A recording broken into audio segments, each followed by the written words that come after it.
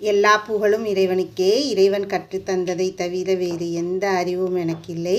இன்றைக்கி எதை பற்றின பதிவு அப்படின்னு பார்த்தீங்கன்னா, கலச்சிக்காயை பற்றின பதிவு. இப்போ பார்த்துட்டு இருக்கீங்க இல்லையா, இதுதான் கலச்சிக்காய்.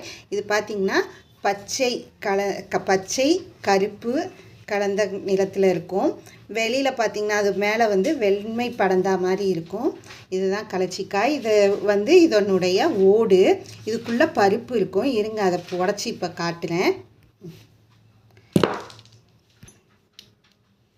பாருங்கள், உடச்சாச்சு. இப்படி தான் இருக்கும். இதனோட ஓடு கடினமாக இருக்கும். உள்ளே இருக்க பருப்பு இருக்கும். இதோட 5 மிளகை வச்சு சாப்பிட்டீங்கன்னா அனைத்து குற்றங்களும் நீங்கிடும். இது உடம்புக்கு மிகவும் நல்லது. இந்த ஓடுக்கு கொஞ்சம் கடினமாக இருக்கும் உடைக்கிறதுக்கு. பாருங்கள், இதுதான் கலச்சிக்காய்.